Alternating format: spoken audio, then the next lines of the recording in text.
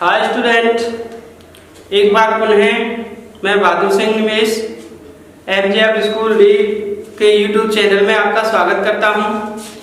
जैसा कि मैंने 2 वीडियोस डाले हैं बच्चों के लिए, जिनमें मुझे लाइक भी ठीक मिली है, बच्चों ने देखा भी है जिनको।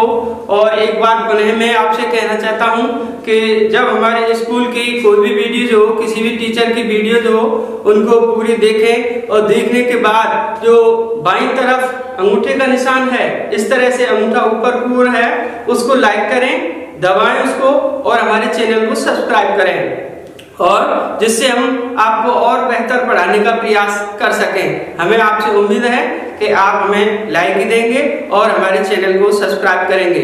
तो कल हमने पढ़ाया था सेकंड पार्ट में कि जो समीकरण हैं उनके कुछ अनुप्रयोग बताए थे। तो बाकी के 2-3 सवाल ही होते, एक्सरसाइज 2.2 है, तो उसके बाद में कुछ अन्य सवालों को देखते हैं जो इस प्रकार हैं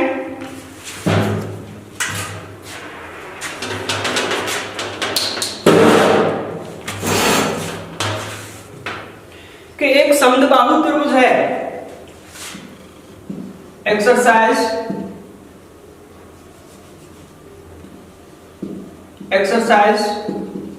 2.2 क्वेश्चन नंबर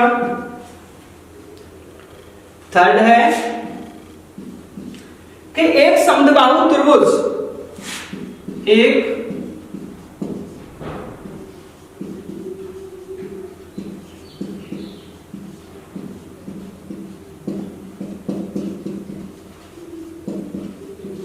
एक समद्विबाहु त्रिभुज का आधार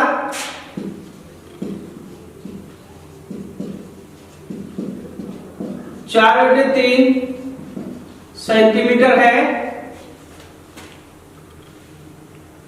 तथा उसका परिमाप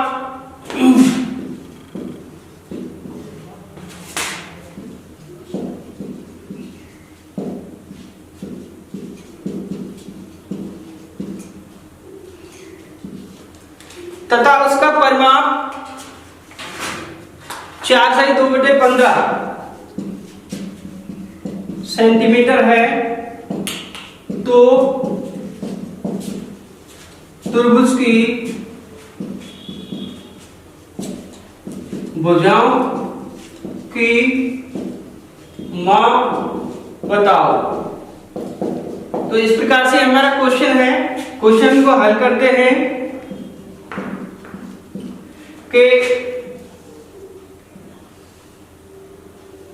ये एक समद्विबाहु त्रिभुज है, और समद्विबाहु त्रिभुज होता है ऐसा त्रिभुज जिसकी 2 भुजाएं समान नाप की हों।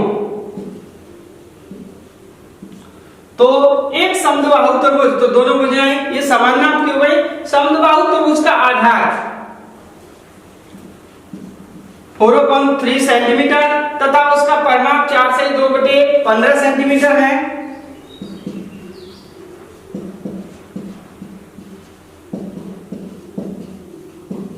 त्रिभुज का परिमाप 4/2/15 यानी कि 62/15 सेंटीमीटर। उसका परिमाप 4/2/15 सेंटीमीटर है। तो उसकी 2 बराबर भुजाओं, तो उसकी त्रिभुज की भुजाओं की मान, तो ये जो बराबर भुजाएं हैं इनकी मान ज्ञात कीजिए। तो माना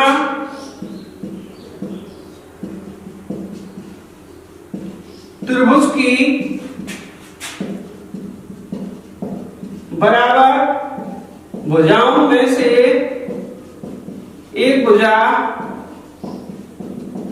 x सेंटीमीटर की है। जब ये x सेंटीमीटर की है तो ये भुजा भी x सेंटीमीटर की होगी। प्रश्नानुसार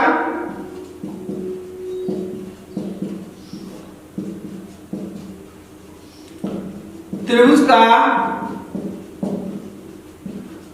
परिमाप बराबर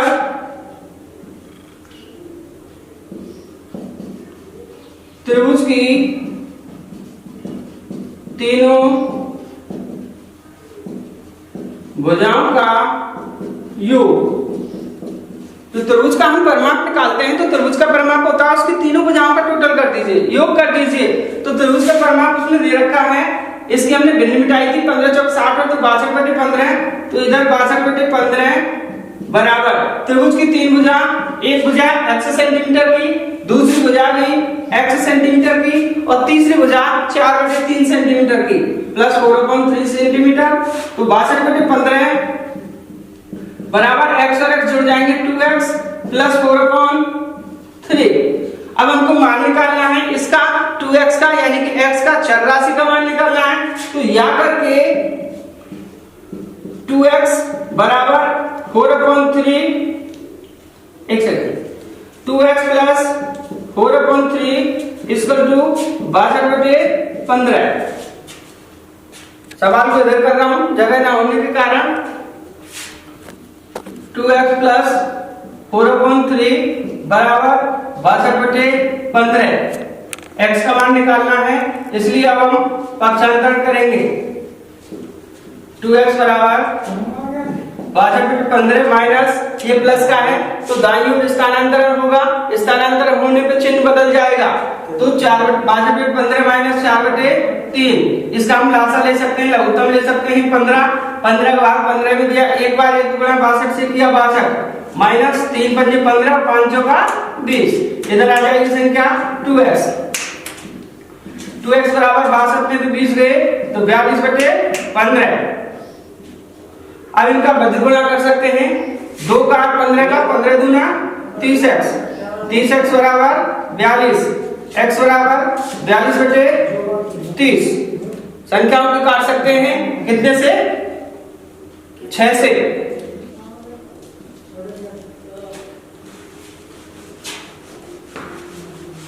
जल्दी आइयो।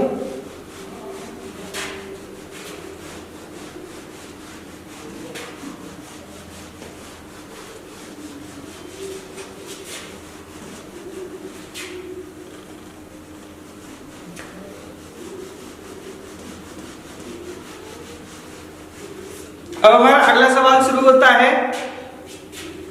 Question number 4। एक बात और मैं बता दूं आपको, ये जो कोर्स चल रहा है एनसीईआरटी सिलेबस के अनुसार चल रहा है, क्योंकि कक्षा 6, 7, 8, 9 और 11 इनका कोर्स बदल चुका है और नए सिलेबस के अनुसार ही हम आपको जो प्रश्नावली है उनको करा रहे हैं, पुराने कोर्स से नहीं करा रहे हैं। तो सवाल नंबर 14 क्या कहता है कि दो संख्याओं का योग 95 है।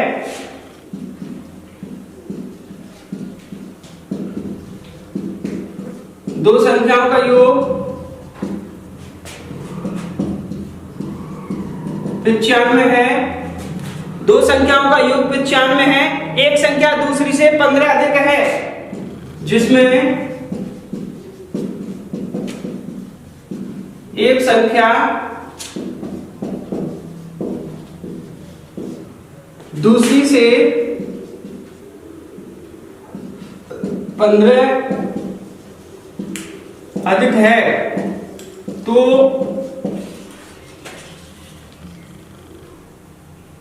दोनों संख्याएं ज्ञात कीजिए। दोनों संख्याएं ज्ञात करो। तो सबसे पहले मानेंगे हम माना, मैंने आपको बताया था ऐसे सवालों में कि जो पिछली वाली संख्या होती है उसको x मान के चलते हैं। तो दो संख्याओं का योग 95 है, जिसमें एक संख्या दूसरी संख्या से 15 अधिक है, तो दूसरी संख्या मानेंगे माना दूसरी संख्या x है, तो प्रथम संख्या होगी, प्रथम संख्या क्या होगी कि एक संख्या दूसरी से 15 अधिक है, तो x प्लस 15, तो इस संख्या से ये 15 अधिक है। अब वो कह रहा है कि अधिक है और जबकि दो संख्याओं का योग 95 है प्रश्नानुसार।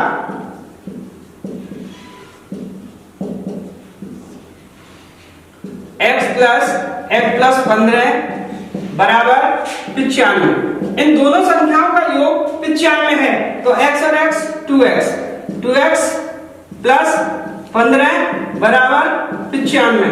अब पक्षांतरण 2x बराबर 95 माइनस 15, 2x बराबर 80, x बराबर 80/2 यानी कि 40। तो x बराबर कितना आ गया? 40। तो x क्या माना था हमने? दूसरी संख्या। अतः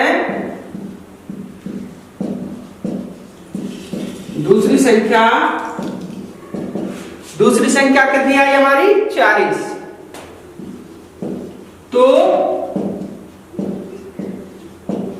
प्रथम संख्या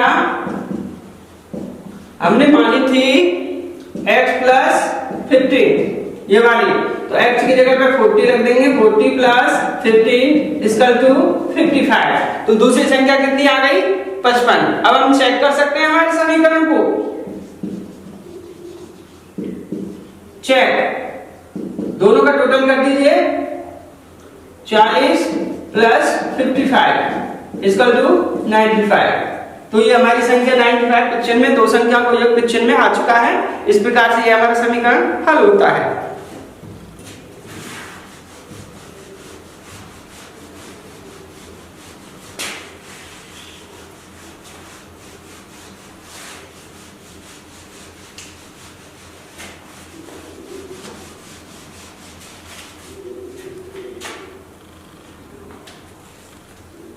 इसी क्रम में एक सवाल है 5, दो संख्याओं में अनुपात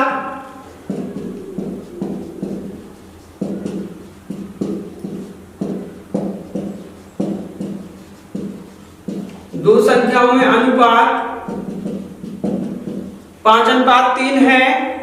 दो संख्याओं में अनुपात 5:3 है यदि उनमें अंतर 18 का है। यदि उनमें अंतर 18 का है तो संख्याएं ज्ञात कीजिए। तो संख्याएं ज्ञात करो। तो संख्याएं ज्ञात करो। हल, दो संख्याओं में अनुपात 5:3 है।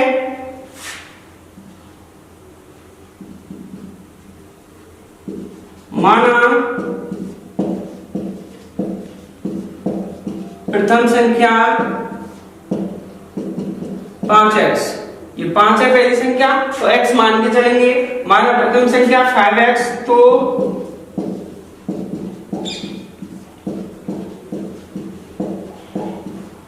दूसरी संख्या 3x, तो दूसरी संख्या हो गई 3x। प्रश्नानुसार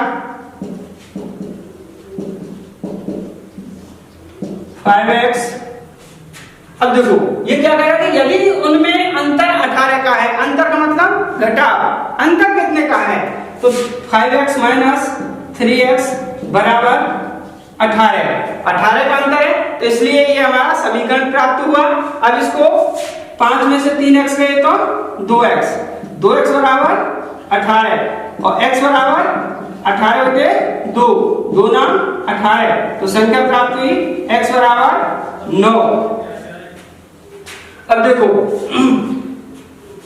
अब हम संख्या प्राप्त करेंगे कि वो दो संख्या कौन सी हैं। अतः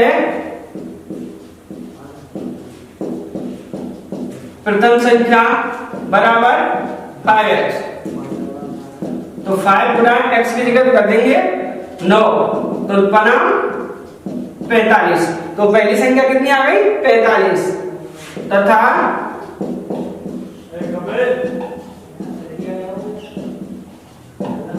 दूसरी संख्या कितनी थी? 3x, तो 3 इंटू x की जगह पे 9, 3 27। अब हम चेक कर सकते हैं 45 माइनस 27 तो 18, तो 18 का अंतर आ गया। क्वेश्चन कह रहा है कि यदि उनमें 18 का अंतर हो तो संख्या ज्ञात कीजिए। तो 45 में से 27 हटा दीजिए, 18 का अंतर आ जाएगा। इस प्रकार से हमारा सवाल होता है।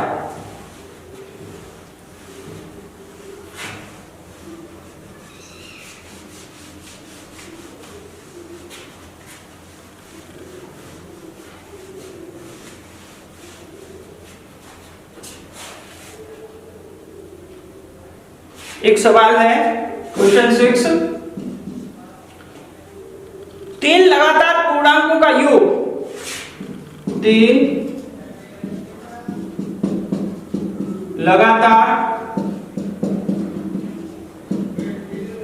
पूर्णांकों का योग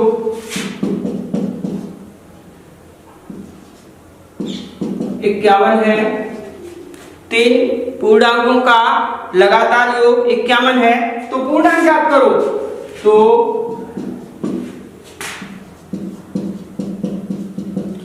पूर्णांक ज्ञात करो।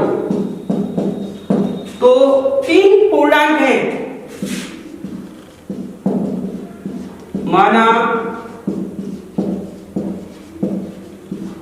प्रथम पूर्णांक x, तो दूसरा पूर्णांक x+1 तथा तीसरा पूर्णांक x+2। तो इस प्रकार से लगातार 3 पूर्णांक होते हैं, प्रथम पूर्णांक x, दूसरा पूर्णांक x+1, तीसरा पूर्णांक x+2। प्रश्न क्या कह रहा है कि यदि तीनों पूर्णांकों का योग 51 है, प्रश्नानुसार पहला पूर्णांक, दूसरा पूर्णांक, तीसरा पूर्णांक और तीनों पूर्णांकों का जो योग है वो 51 है। अब हम x को टोटल करेंगे, 3x + 4a, तो 3x बराबर 48, 3x बराबर 48, x बराबर 48/3, x बराबर 16। तो इस प्रकार से x जो हमने माना था पूर्णांक, प्रथम पूर्णांक 16,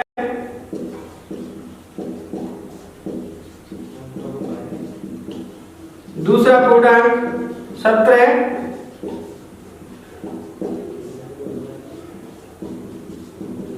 तीसरा पूर्णांक 18। अब तीनों का टोटल कर सकते हैं, चेक।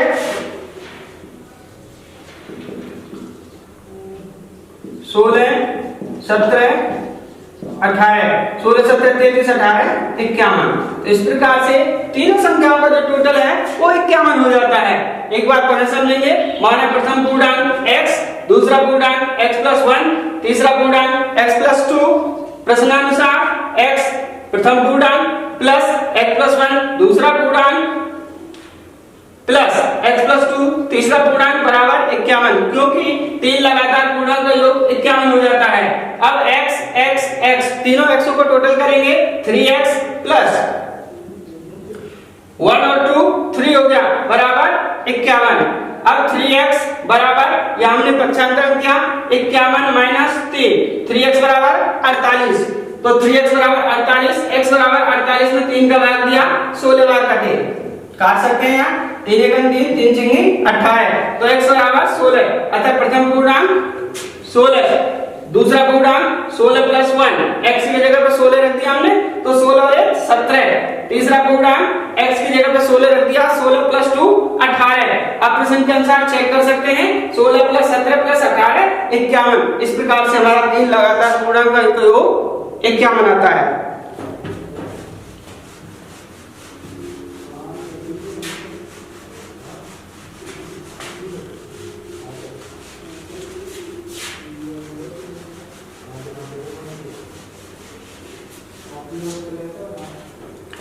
एक सवाल और देखते हैं इसी क्रम में।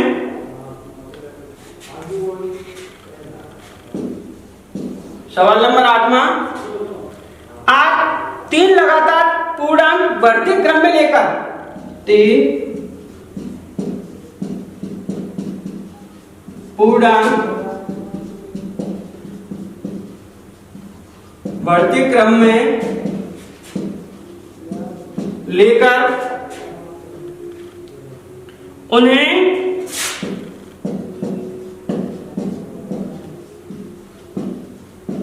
क्रमशः 2 3 4 2 3 4 से गुणा करने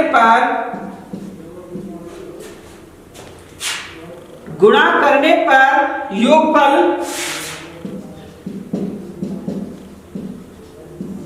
74 प्राप्त होता है।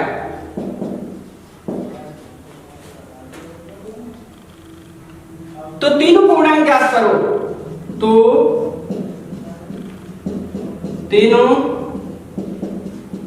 पूर्णांक ज्ञात करो। हल। तीन पूर्णांक बढ़ते क्रम में लेकर माना प्रथम पूर्णांक x तो दूसरा पूर्णांक x+1 तथा तीसरा पूर्णांक x+2।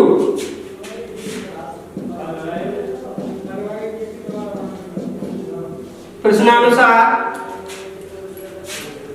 x plus x plus 1 plus x plus 2। Last सवाल मना कर देना। प्रश्न क्या कह रहा है कि तीन पूर्णांक बढ़ते क्रम में लेकर x, x+1, x+2 लेकर उन्हें क्रमशः 2 से, तो यहां हमने 2 से गुणा कर दिया, 3 से यहां हमने 3 से गुणा कर दिया, 4 से यहां हमने 4 से गुणा कर दिया। गुणा करने पर योगफल 74 प्राप्त होता है। तो 2 का गुणा x से किया 2x प्लस 3 का गुणा दोनों से किया 3x प्लस 3 प्लस 4 का गुणा दोनों से किया 4x प्लस 8 बराबर 74। अब x को जोड़ते हैं, 4 और 3 7 और 2 9x प्लस 3 और 8 11 बराबर 74। तो 9x बराबर यहां पक्षांतरण कर सकते हैं 74 माइनस 11 9x बराबर 63। 9x बराबर 63 तो x बराबर 63 अपॉन 9 9 7 63 तो x बराबर 7। इस प्रकार x का मान 7 आता है। अब देखेंगे कि पूर्णांक कौन कौन से हैं।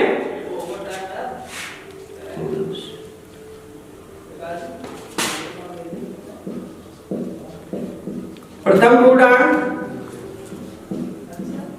7,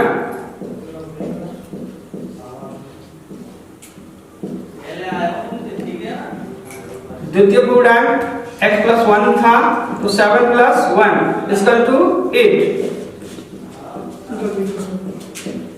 तृतीय पूर्णांक x+2 अर्थात 7 + 2 = 9 है पूर्णांक 7 8 9। इस प्रकार से हमारे जो 3 लगातार पूर्णांक हैं वो 7 8 9 प्राप्त होते हैं। इस प्रकार से हमारा ये आज का समय यही समाप्त होता है। आगे के लिए धन्यवाद और हमारी वीडियो को लगातार देखते रहें, लाइक और शेयर करते रहें।